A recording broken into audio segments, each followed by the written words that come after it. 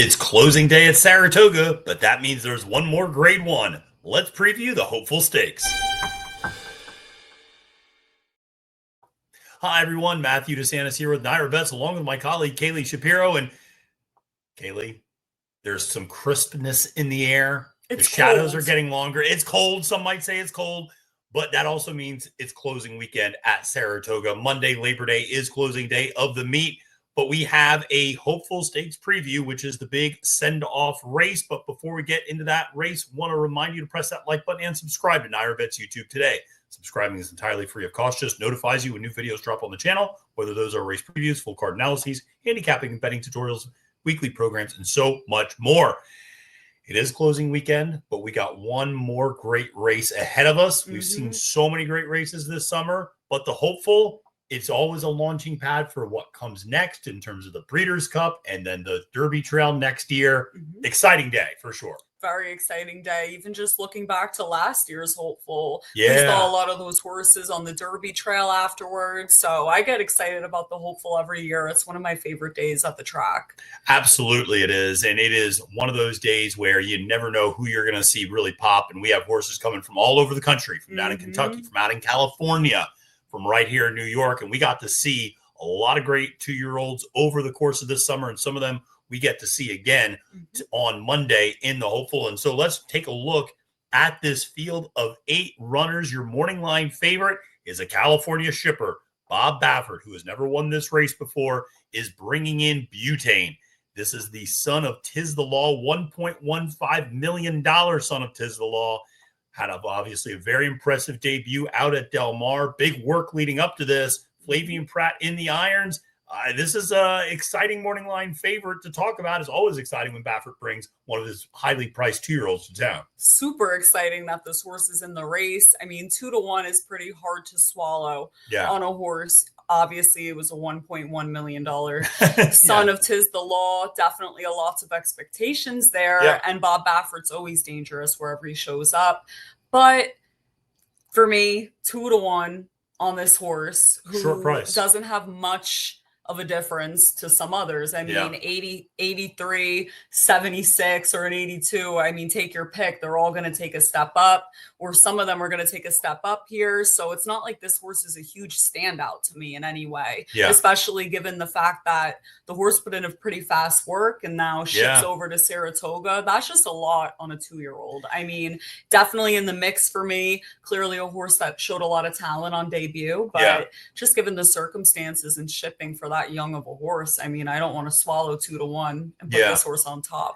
Yeah, listen, it is one of those things. You're absolutely right. And then one of the things we talk about with 2-year-olds, and we mentioned it with fillies maybe a little bit more than with the colts, but you say some horses might take a step up, but as you kind of alluded, some might also take a step back as a result. Sometimes those initial speed figures, they really pop in debut. They're really cranked to run a big race first time out, and then second time out, there's a little bit of a regression.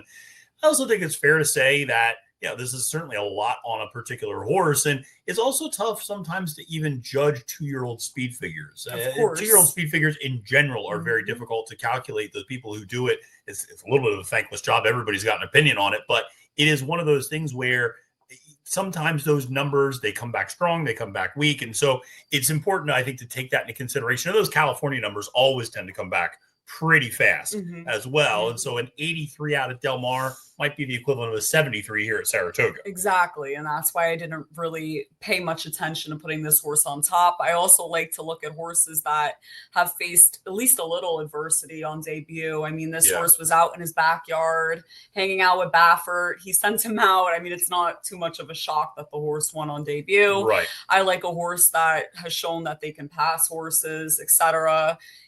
That's the type of things that I look for, especially in 2-year-olds. And you're looking at who can particularly take a step up here. This one, I mean, like I said, the ship over for a young horse. I'd let him beat me. I have him in the mix, but I'll just let him beat me if he's so much of a freak. Yeah, listen, you and I both like the number 8, Ted Noffey, but I do want to talk about the number 3, Romeo, a little bit before we get to Noffey. And this is another one, massive expectations, $1.7 million son of Honor AP, who only stands for $10,000. So again, that's one of those where when you see a sire that doesn't stand for much, all of a sudden have an offspring pop for that big of a price, you go, that must be a pretty damn nice horse. And indeed it was a John Robb horse, actually, Mid-Atlantic trainer, recently switched to the barn of Steve Asmussen. All he's doing is winning 29% of his entries here at Saratoga this meet. And this one coming up from Churchill Downs, that's always been an effective angle to this point in the meet. And you get Joel Rosario now up for Xavier Perez, who is riding for John Robb. This one's only ever won gate to wire, though. And the one time this horse was behind horses in the Tremont, lost to Mythical by 3.5 lengths. Mythical, of course, we saw the filly come back. She kind of finished nowhere in that spin away.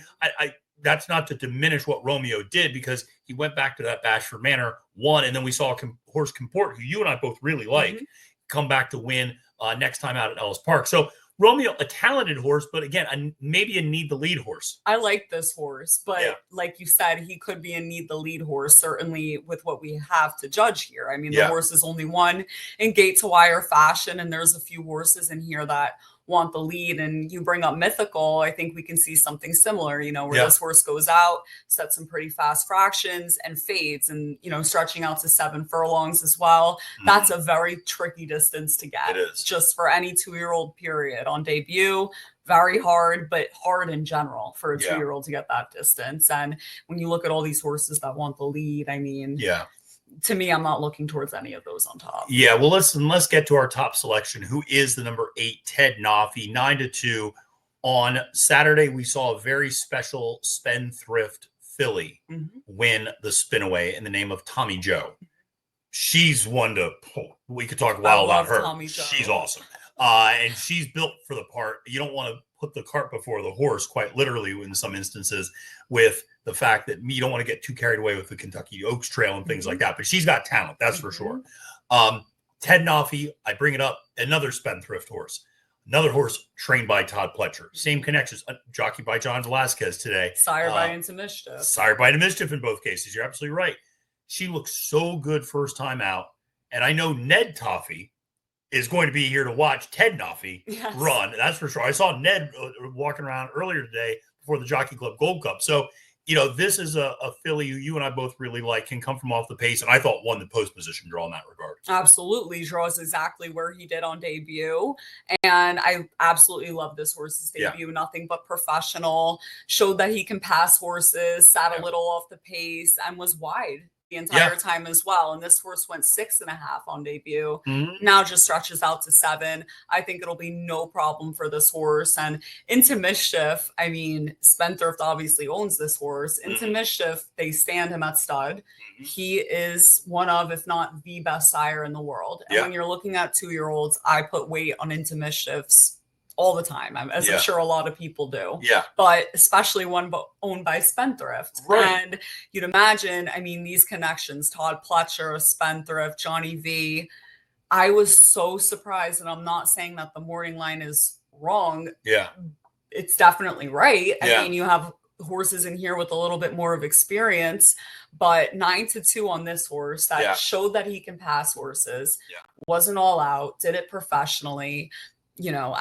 To me, I was so happy to see this horse at 9-2, and I hope that we can get something close to it, because people will see the horses that are shorter prices, that have experience and bigger figures. But, if Ted Noffey just takes one step up, he can blow them out of the water here. I have no concerns for the trip either. No, absolutely. And it's important to remember that Ted Noffey was part of a coupled entry in debut. It was actually a couple entry with Brad Cox, had a big Nyquist, if I'm not mistaken, in that race as well. And the horse still went off at 7-2, which is baffling to me, because this was like a red flag alert of or just a red alarm alert of Spendthrift, Into Mischief, Todd Pletcher. What are we doing? This should be Whitney Day. Yeah, we should be hammering this horse. Yeah, it was Whitney Day, I think. Yeah. And we should be hammering this horse. And you've got a decent price on the horse in debut, and it seems like you're going to get another decent price with this horse here. And I think one of the things to point out, this isn't even a homebred. This is a horse that Spendthrift bought back. So this was, as you said, Into Mischief stands at Spendthrift, but Aaron and Marie Jones bred this horse, and then Spendthrift bought this one at the Keeneland September sale. So again, that tells you they really like this horse. Absolutely. Big breeding operations. They like to support their sires. Yes. That's for sure. Into Mischief needs no supporting. No. That so they love this horse at the sale. Absolutely. Yeah. And I like this horse too. I think that he has a lot of talent. And actually, I really like the other Todd Pletcher horse too. I don't have this horse in my top 3. Yeah. But I'll probably play something with this horse. I mean, again, same connections. It's Spendthrift and Rapoli. Yeah. They went and bought this horse at the sale. It's by Yopan. What have we seen? I mean, Yopans have been running very well. Very well. Yeah. And this seems like a need the lead type, but gets Ricardo Santana up. And I've only seen this horse win in gate to wire once. It's not like Romeo, who we've seen win twice gate to wire, and the one time that the horse rated, he lost. I mean, at 12-1, I'd take a shot with this one in some bets for sure. Yeah, I don't blame you on that at all. And this is one who Ricardo's been riding so well during the Saratoga meet as well. And again, same connection, same sort of deal. I agree with you. 12-1 emphasis is a horse I like a little further underneath, not in my top 3, but would be in my top 4. But let's talk about, we talked about Buetane a little bit. We both obviously have Buetane on our radar. You have him 3rd, I have him 2nd. Listen, Bob, you can't fade that horse completely off the list, but let's talk a little bit about a horse that you like in the 2nd position, which is the number 6 Soldier and Diplomat. Irad Ortiz Jr. up on the mount. That is a little bit of a question mark, obviously, because Irad had the very scary spill in the Jockey Club Gold Cup on Sunday. The good news is Dave Grenning from DRF reports that he is cleared to ride. We'll see how he feels in the morning. So there might be a jockey change on Soldier and Diplomat if he wakes up a little body sore, things like that. Steve Asmussen, though, trainee. And this is another almost nearly $1 million purchase from Army Mule. Another example of a lower price stallion producing a very big seller here in terms of Soldier and Diplomat, who was very professional in debut and won holding off a cost there at the very end. Definitely. And this one is 6-1. I mean, good price. I view as another gift. It's a horse that can rate past horses. Jose Ortiz rode this horse on debut. Yeah. So we'll see who rides him tomorrow. I mean, Irad, it was exciting to see him listed on the horse. Yeah. Whoever rides this horse, I mean, he's definitely going on my tickets. As you say, Steve Asmussen, very successful at this meet. Big connection, St. Elias Stables as well. And like you said, an Army Mule that sold for $950 at the sale. You don't see that often. And if you want to look up, I encourage everyone to look up this horse's breeze at the sale as well. Yeah. Pretty impressive and certainly very professional on debut as well. Yeah, and showed the ability to sit behind horses a little bit as well. So that was another one that really stuck out to me. I'm going to talk, you talk about a horse that can sit behind horses. I don't know if there's a horse that can sit behind horses better than AI, the number 4 horse, who I have a little bit deeper underneath, 15-1 on the morning line. This is a little bit my shot in the dark. People probably remember this race. The note is off very slow. Listen, there's off very slow, and then there's what AI did, which was off extremely slow. This horse was 19 lengths back at first call, at basically the eighth mile mark, or the quarter mile mark. At the 3/8 point, he was still 12 lengths back. This was only a 6 furlong race. Halfway through the race, he's 12 lengths back. Turning for home, when you watch the replay, you still don't see the horse. Yeah. Literally came out of nowhere going 6. They were going fast, but they weren't going that fast. Now, granted, it was a restricted maiden special weight race, okay? So it was a sales price restricted race. So that's something to keep in mind. But this is an essential quality. We like essential quality a little bit, you and I, in terms of as a sire. There's not, again, maybe the dam side is not overwhelming, but the fact that this one can run this well, came up over all that adversity, was on the inside rail that day, the inside post position, now moves out a little bit further. You figure the horse can't possibly get off this slow again, was 26-1 in debut. And this horse hit another gear in the stretch. And I don't know, it's worth, again, if you're looking at some of these, all the short price horses make plenty of sense. This one at a big price, hey, why not in the triple or something like that? Makes sense. I'd say, I mean, restricted company is certainly just the one red flag for me, but it doesn't really mean much. I mean, he had a very unfortunate trip, came from the clouds. Who knows? Maybe he gets off a little faster. He doesn't have to. I mean, I like for him to sit in the back of the field to have his best shot if you're rooting for this horse, but I'd imagine, 62, it doesn't really matter. It's restricted company. The way that the horse did it, like you said, was so impressive that I don't see any reason why this horse can't take a step up. And only cost 45,000. You say the dam side is a little weak. That's probably why I haven't taken a look at the pedigree page. I'd be curious to see, but the essential qualities, I like what I've seen from them so far. Not one I have in my top 4, but certainly eager to see how this one runs. It's a price, 15-1. It is. It's a big price. There's another big price in this race, Flying Hawaiian for Butch Reed, coming up from Parks with Louis Saez up on the mount. That one ran a big figure last time out, but I don't know how much you can trust 4.5 furlongs at Parks necessarily translating up here. We'll see. The other horse we should probably talk about, we don't have in the top 3, is number 1 Curtain Call, 9-2 in the morning line for trainer Mark Cassie. Jose Ortiz listed up on the mount, rode the horse the first 2 times out, came out in debut from that Obliteration race. Obliteration, very well thought of horse, and who ran second to Ewing, if I'm not mistaken, in the Saratoga Special. And then, obviously Curtain Call comes back to really blow out a horse, Tagermine, who was a $1-point-something million horse as well. And Throckmorton didn't run back very well since. But that was also over a wet track. Got an 82 buyer speed figure. Did show the ability to pass horses. Doesn't have great early speed, and you got the inside rail. That's not a great recipe for me when you have speed to your outside. I'm a little hesitant to back Curtain Call for that reason. Me too. Those are all the reasons why. I'd say the rail draw, you don't know how the horse is going to handle it. And in my opinion, I don't think Tagermine is that nice. That's my opinion, not to sound rude. Obviously a nice horse, but I don't think he's at the caliber of the other horses in this field. I don't think his call will face tomorrow. I don't think his price tag matches his talent yet. Which happens. It does. And he might be good going 2 turns because he's a big horse. He might be better going longer. I don't know. But at this point, I agree with you. Right. And then as well, the sloppy sealed track, that's the horse's big figure at a 62 on debut, second to Obliteration that day. I won't be surprised if this one runs well. I just didn't really want to trust him here. I was interested in a couple of others. Yeah, absolutely. No, listen, it is a, I think we talked about everybody actually. So, which is great. Hey, we talked about the winner. I'll say that much. But listen, it's a great race. We're both going with Ted Noffey up top as 9-2. Listen, if we get 9-2, we're running to the windows. Yes, but now we're not. We're using the NYRA Bets app. That's what we're doing.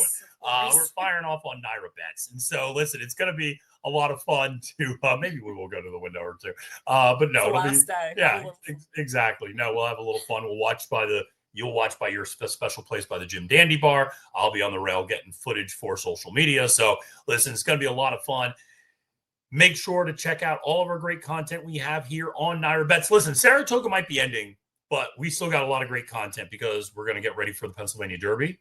We're going to get ready for Keeneland October, I should say. We're going to get ready for the Breeders' Cup. There's a lot coming up. And those are our 3 major stops for this fall. So definitely tons more content coming. And tomorrow's going to be a great day as well. Lots of good maiden races. And now I'm really getting excited for the fall and everything that we're going to get to cover here. Absolutely. Including $165,000 pick 6 carryover for the final day at Saratoga, which has got to get paid out because it's the last day of the meet. So listen, no double carryover, mandatory payout pick 6. That's not bad.